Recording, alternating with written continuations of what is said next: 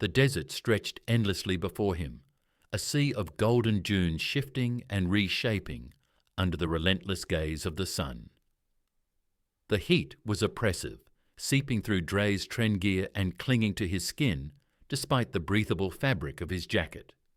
His exploration vehicle, a battered but reliable rover named Argo, hummed faintly as it idled at the crest of a dune, its sensors scanning the terrain for anything of interest. Dre adjusted his visor and checked the readings on his handheld scanner. Mineral deposits detected, flashed across the screen, but faintly, almost teasingly out of reach. He had been at this for weeks, scouring remote, untouched regions of Earth for valuable resources as part of his work for the Helix Geological Society. "Come on, Argo," he muttered, leaning against the vehicle. "This trip's got to pay off eventually."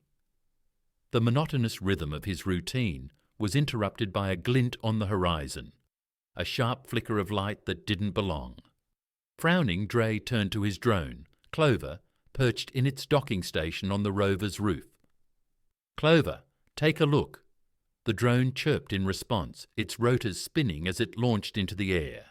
Dre followed its path through the augmented reality display in his visor, watching as the glint resolved into something tangible, a silvery structure protruding from the sand like the tip of an iceberg.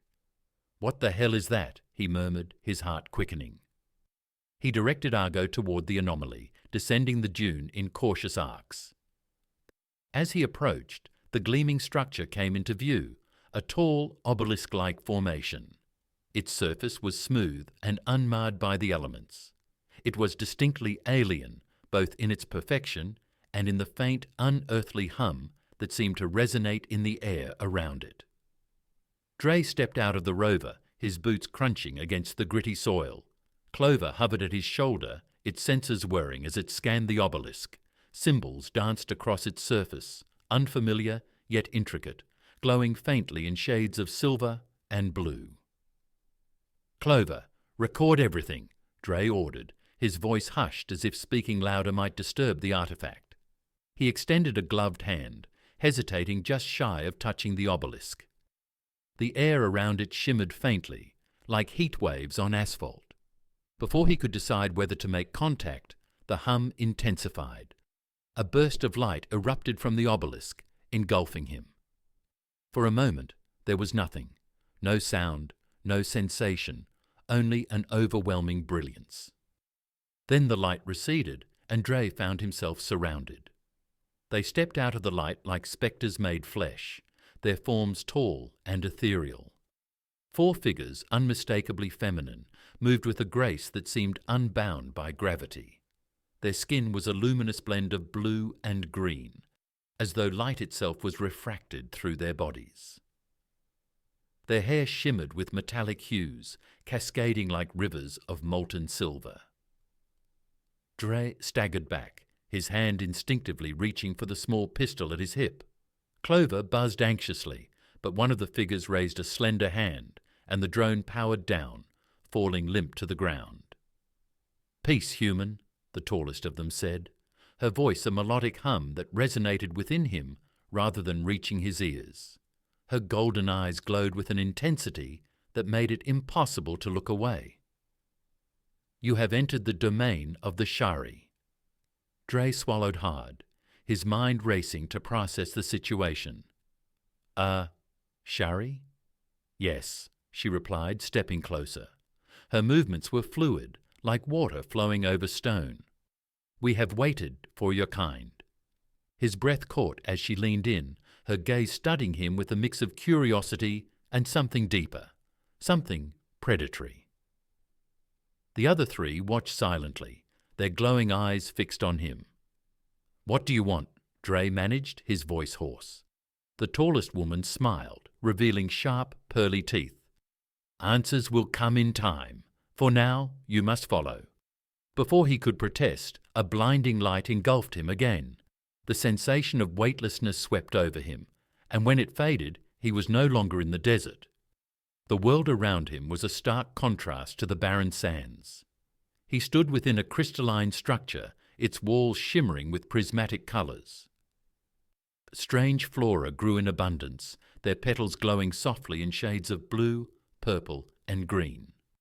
The air was cool and fragrant, filled with a faint hum that seemed to come from the very walls. The tallest Shari gestured for him to follow, her expression unreadable. "This is our sanctuary. Few humans have been permitted to enter." Dre hesitated but nodded, his curiosity outweighing his fear. As he walked deeper into their domain, he couldn't shake the feeling that his life had just been irrevocably altered. The Shari led him through winding corridors of transparent crystal that glowed faintly in the dim light, casting iridescent shadows against the walls. The air was cool, but rich with an unfamiliar scent, sweet, almost floral, yet tinged with something metallic. It made his head spin, and despite the disorienting atmosphere, Dre couldn't suppress a sense of awe. Everything in this place was foreign, but there was an undeniable beauty to it.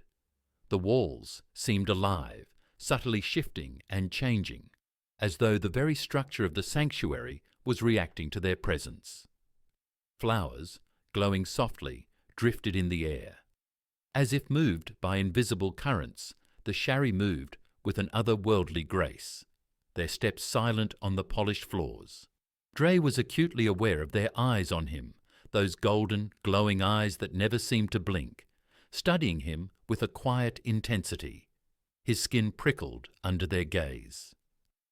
"Where are we?" he asked, his voice hushed, as if the very space around him demanded reverence. "This is the heart of the Shari," the tallest of them, Ilona, answered. "The place where we are reborn, where we are revitalized." Dre had more questions, but they remained lodged in his throat. His mind was racing. What does that even mean? His thoughts circled back to the obelisk and the strange light. How had he gone from a lonely desert to this alien place in the blink of an eye? They entered a vast chamber unlike any Dre had ever seen. The floor was made of smooth, polished stone that glimmered like a starry sky. In the centre of the room stood a massive pool of liquid, its surface smooth as glass and shimmering with a soft, ethereal glow. Around the pool were tall, graceful figures that Dre realized were statues of women, but unlike anything he'd ever seen before. The figures were statuesque and powerful, with features that resembled the Shari women, but they were different somehow. "These are the ancients," Ilona said softly, her voice reverent. "Our foremothers who guided us when we were lost. They led us to this sanctuary, built it, and ensured our survival." Dre nodded slowly, still struggling to wrap his mind around the sheer otherness of the situation. He was no longer just a human explorer on Earth. He was in the heart of a civilization that had hidden itself from the world. And yet, as fascinating as all this was, it only raised more questions. "Why me?" Dre asked, turning to Ilona with a look of genuine confusion. "Why did you choose me? Why now?" The question lingered in the air for a moment before Ilona responded, her gaze softening slightly. "We did not choose you, Dre Trent. It was the beacon that chose you." "The beacon?" Dre echoed, brows furrowing. "What do you mean?" Maril, the second tallest of the Shari, who had been silent up until now, stepped forward. Her voice was soft but steady. "We have waited for centuries, hoping for a solution, watching your species develop, your resilience, your ability to survive. But there is something unique about human males." Dre felt a knot tighten in his stomach. He wasn't sure where this was going, but it didn't feel good. "What do you mean? What's so special about human males?" Visa, the most playful of the group, spoke up next. Her lips curved into a smile that didn't quite reach her eyes. "Your species carries a genetic spark, something that has the potential to revitalize us. But only human males possess it. Yourselves hold the key." Dre took a step back. "You're saying you need us for what?" "The survival of our race," the last of the Shari said, her voice calm, almost detached. but there was a flicker of something beneath it, something deeper, more desperate. Our males have all died. For centuries we have been struggling to reproduce. Every attempt at artificial means has failed. The spark of life you carry, only a human male can share it with us and bring our species back. Dre stood frozen, trying to process the weight of her words. His head was spinning, and for a moment all he could hear was the hum of the pool at the center of the room. His mind couldn't quite accept the reality of what they were asking of him. "You want me to what?" he asked, his voice shaking. "Reproduce with one of you?" The Shari women exchanged glances. Alona's golden eyes locked onto his, unwavering. "It is not just a matter of reproduction. It is a bond, a connection. You will be the key to our survival, Dre Trent." A chill ran through him as he tried to gather his thoughts. The implications of what they were suggesting were overwhelming. He had heard rumors of alien encounters, abductions, experiments, but nothing like this. I can't just," Dre stammered, struggling for words. It's too much. I'm just a man. I'm not a savior." Alona stepped forward, her expression softening as she reached out and gently placed a hand on his arm. "You are not just a man, Dre. You are the one who will help us find our future. You will not be alone in this. We offer you the opportunity to choose." "Choose?" he repeated. "What do you mean, choose?" Alona gave him a knowing smile. "You will see in time. But first, you must understand. We are not just looking for any man. We are looking for one whose essence can align with ours. And you." She paused, her eyes gleaming with an intensity that felt almost predatory. "You are the one who can do this." Dre swallowed, his mind spinning. There was no escape. Not now. Not when they had already shown him their power, their control. He was caught in their web. But still, something in him, some primal instinct, refused to believe that this could be the end of his story. "There must be another way," he muttered under his breath, trying to cling to hope, but the words felt hollow. "Maybe there is," Alona said, her voice softer now, almost like a whisper. "But it is a way we have yet to find." As the room grew quiet, the weight of their expectations pressing in on him, Dre realized that he had just stepped into something far greater than he could have ever imagined. This was no longer just about survival. This was about a future.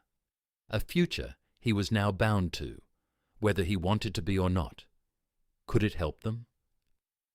It was whether he wanted to. The chamber was heavy with silence as the Shari watched him closely. Their golden eyes flickered with a mixture of expectation and something else, something deeper that Dre couldn't quite understand. He shifted uncomfortably under their gaze, feeling his skin prickle in response to their intensity. Every moment felt like an eternity, the air thick with tension. I don't know if I can," Dre muttered, his voice hoarse, the words barely audible. It's too much. I don't understand what you're asking of me." Alona stepped forward, her figure towering over him with an elegance that made her seem almost untouchable. The other three Shari stayed back, watching, waiting. "We do not ask lightly," Alona said softly, her voice filled with an emotion he couldn't place. "What we ask of you is not just to be the father of our future. It is to bond with us, to share your essence, your spark of life. It is a connection deeper than anything you've ever known, a bond of soul and body." Dre's breath caught in his throat. "Bond?" "Yes," she replied, her golden eyes locking onto his, intense yet strangely inviting.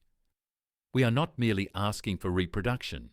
We are asking for the exchange of life force, of energy, of creation. A union that will bring forth life not only in the physical sense, but in the essence of our race. Your presence here is not a mere accident, Dre. The beacon called to you because you are the one we've waited for." Dre stumbled backward, his mind swirling with confusion and disbelief. He could barely breathe, his chest tightening under the weight of their words. What do they mean by essence? How am I supposed to do this?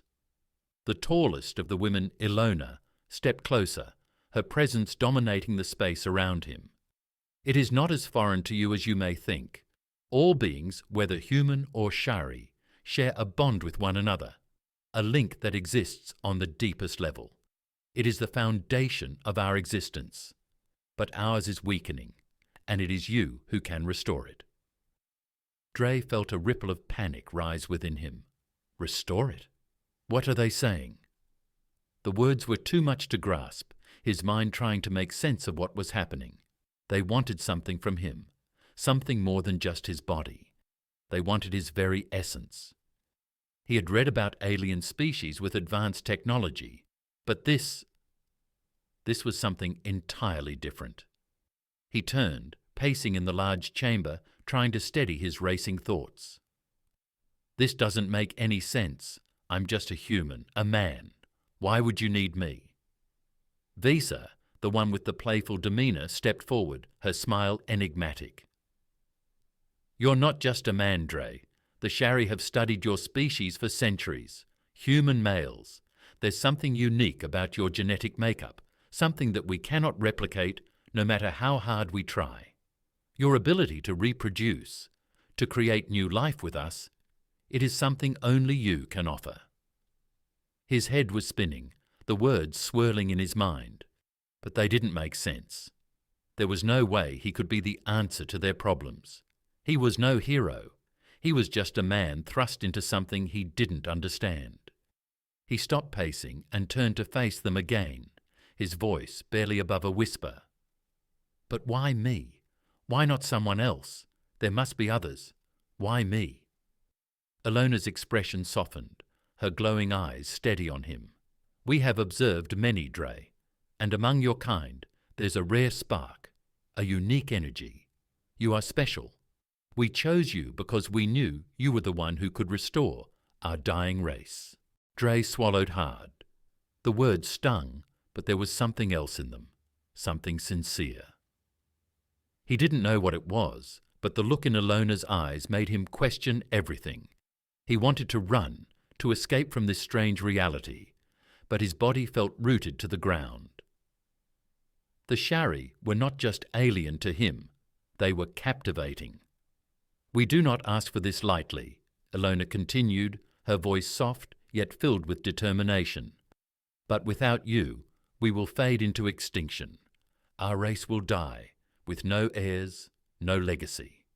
We cannot survive without bonding with you. Our survival is bound to your decision. Dre felt his heart thundering in his chest as he processed her words. They need me. The weight of that truth settled over him like a lead blanket, but something inside him recoiled. This is madness. I can't just be the tool for their survival. I have my own life, my own future to think about. But there was something undeniably powerful in their eyes, something he couldn't deny. Their words tugged at something deep within him, a sense of responsibility he didn't fully understand, but one that felt strangely familiar.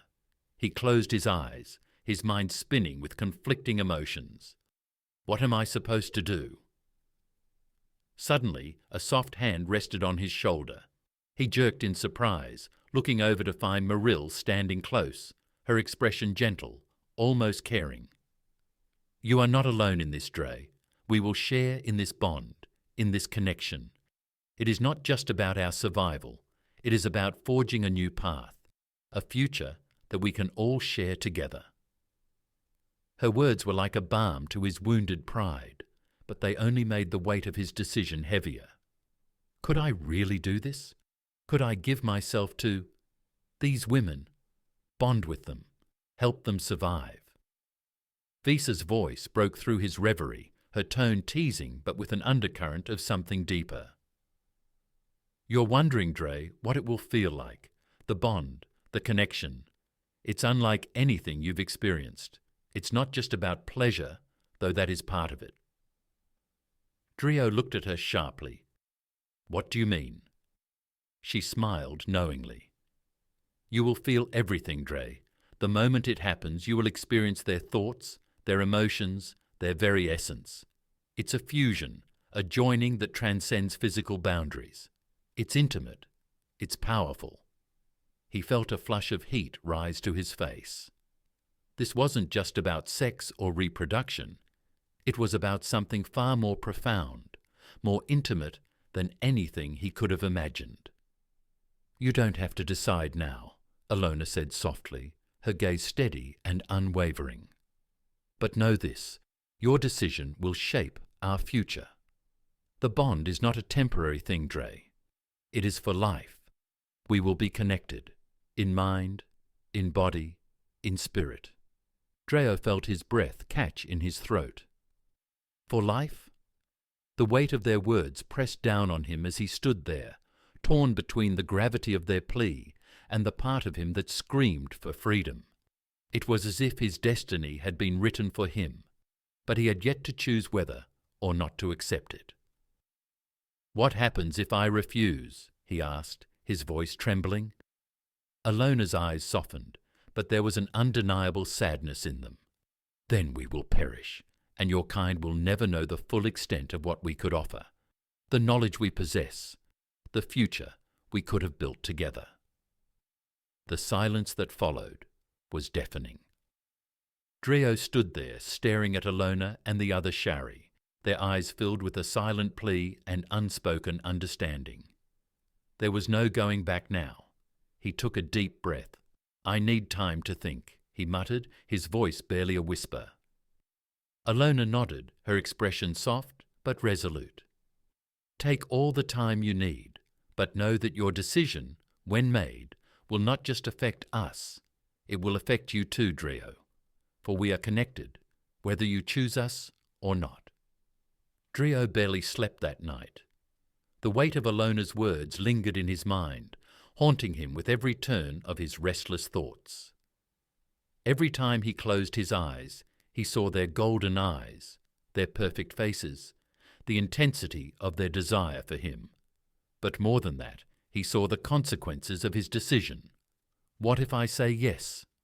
The question reverberated endlessly in his mind. What if I say no?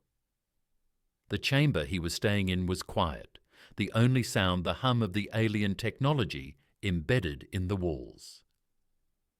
He had never felt so alone, surrounded by these alien beings who looked at him with such intensity and expectation. He ran a hand through his hair, trying to clear the fog in his mind. What if I say yes? The question reverberated endlessly in his mind. What if I say no? The chamber he was staying in was quiet, the only sound the hum of the alien technology embedded in the walls. He had never felt so alone, surrounded by these alien beings who looked at him with such intensity and expectation. He ran a hand through his hair, trying to clear the fog in his mind. The longer he stayed on this ship, the more questions seemed to arise. What was it about his human biology that made him so unique in their eyes? Why was his essence the key to their survival? Was it just about reproduction? His mind raced with possibilities. If it was only about reproduction, why all the talk about bonding and connection? He couldn't help but think about his life back on Earth, the world he knew, his friends, his work, the ordinary routine of his days. All of it suddenly felt so distant. His life had become a memory, as if it was someone else's. The women, no, the Shari, offered him something he had never even considered, a future beyond the mundane, beyond what he had ever known. But was it enough to give up everything he had? Could he really commit to them, to this strange new life, to a life shared with beings who were so different, so alien, that they barely resembled anything human? His mind wandered to Alona's soft touch, her eyes full of an understanding he had never experienced before. When she had spoken of the bond, it hadn't just been a physical request, it had been something deeper, something spiritual. She had made it clear that it was not just about sex, not just about creating life. It was about sharing souls, intertwining destinies in a way that transcended the physical world. He couldn't deny the pull he felt toward them, their beauty, their lure, the way they made him feel as if he were the center of their universe. The feeling was intoxicating. But was that enough? Was it worth everything? With a deep breath, Drio stood up, his legs stiff from lying down for too long. He had to make a choice. The longer he waited, the more he was pulled into their world. It wasn't just about the future of the Shari anymore. It was about his future. Could I live with myself if I walked away? As he walked down the long corridor of the ship, the flickering lights overhead casting strange shadows along the walls, his thoughts were interrupted by a soft voice. "Drio." He turned quickly, his heart skipping a beat when he saw Meryl standing in the doorway of a nearby room. Her expression was soft, yet there was something unspoken in her gaze, something that pulled at him. "Can we talk?" she asked gently, stepping forward into the dim light.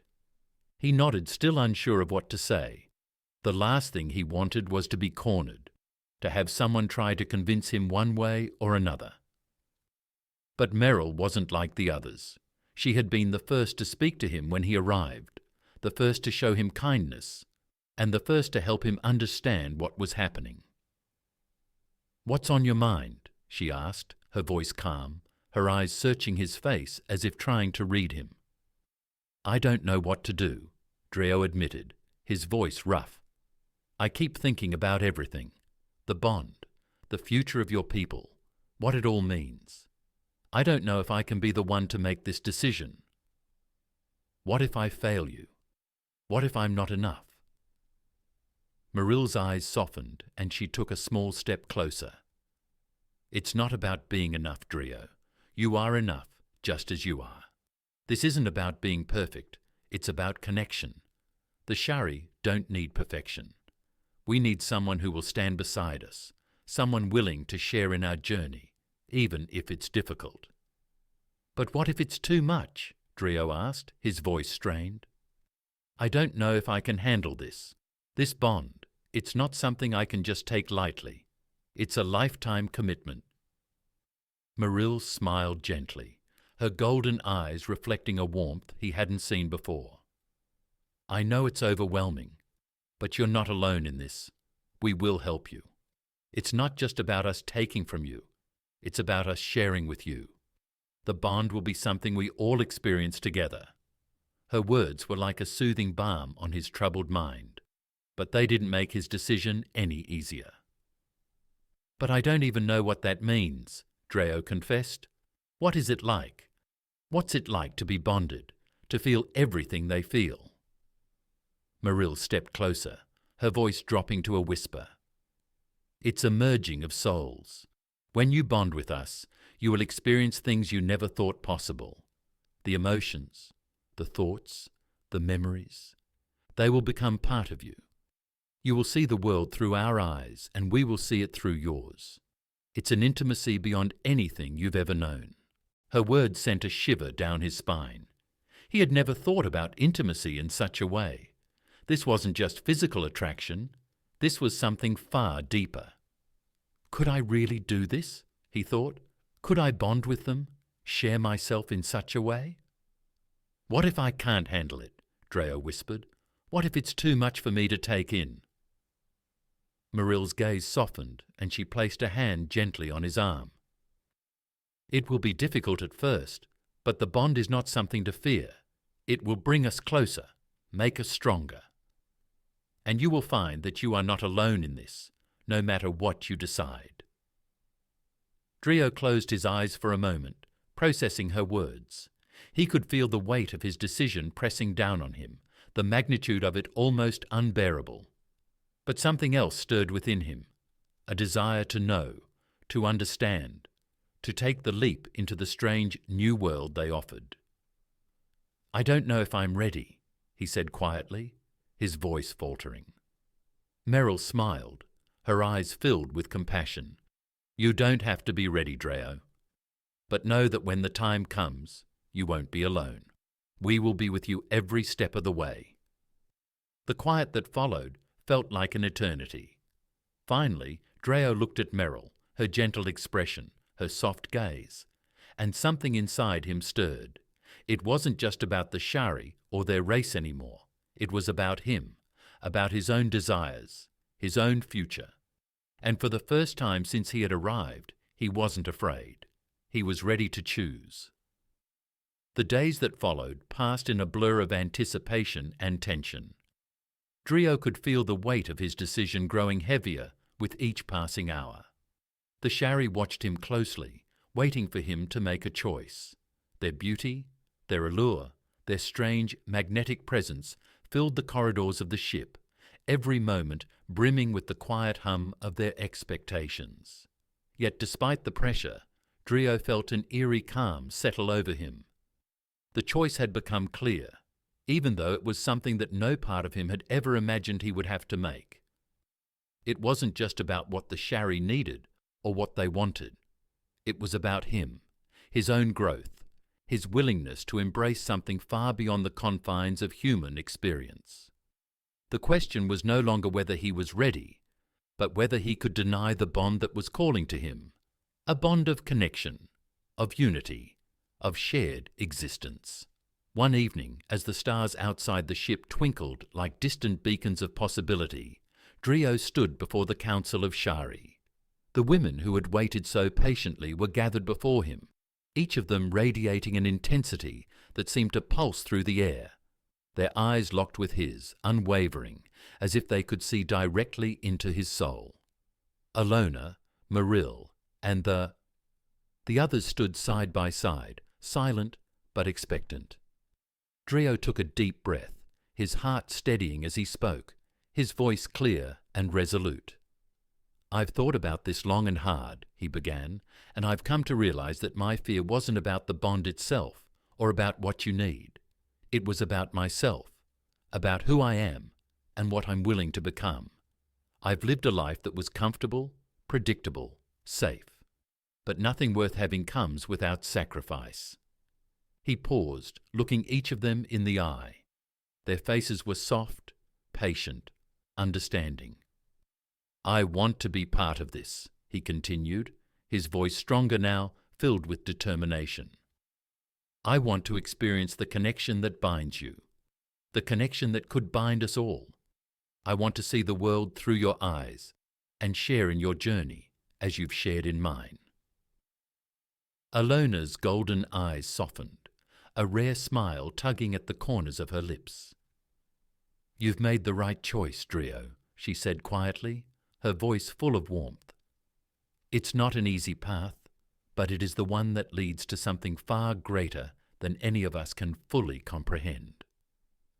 Maril stepped forward, her gaze tender and reassuring. "You are not alone in this," she said. "We will walk this path with you every step of the way. We'll face the challenges together, and through the bond, we will become more than we ever could have been alone." The others nodded in agreement, their faces radiating approval and something more, something that felt like a promise. With a final deep breath, Drio closed his eyes, allowing himself to feel the quiet pull of the bond that had been beckoning him. The air around him seemed to hum with energy, with possibility. And when he opened his eyes again, he saw not just the women standing before him, but the future they could create together. As the Shari closed in around him, their hands reaching out, Drio allowed the bond to flow between them. At first, it was like a flicker, a small spark of energy, a connection that pulsed through him. But then it grew, becoming something more, something profound. The world around him seemed to fade away, leaving only the sensation of their presence, their energy, their souls intertwining with his. The bond was not just physical, it was spiritual, emotional, and everything in between. He felt their hearts, their thoughts, their hopes and fears, all of it flowing through him in a deep, harmonious rhythm. In that moment, Drio understood. He understood what it meant to truly connect, to bond in a way that transcended anything he had ever experienced. This wasn't just about reproduction or survival. It was about creating something greater than the sum of their parts, a connection that was eternal, a union that would ripple through their lives and into the future. The love, the understanding, the shared existence, it was everything. When the bond was complete, Drio stood there feeling more whole than he had ever felt before. It wasn't just the Shari who had changed him. He had changed himself, allowing himself to be vulnerable, to trust, to embrace a future he could never have imagined. As the golden light of the bond faded, Drio looked into the eyes of Alona, Merrill, and the others, and he knew without a doubt that he had made the right choice. There would be challenges ahead, and the path would not always be easy, but they would face them together, as one, bound by a love and a connection that would endure beyond anything any of them had ever known. And in the quiet of the stars, Drio realized that he had found something far more valuable than he could ever have imagined. He had found his place in a universe that was far bigger, far more wondrous than he had ever thought possible. With a deep breath, he smiled. His journey had only just begun.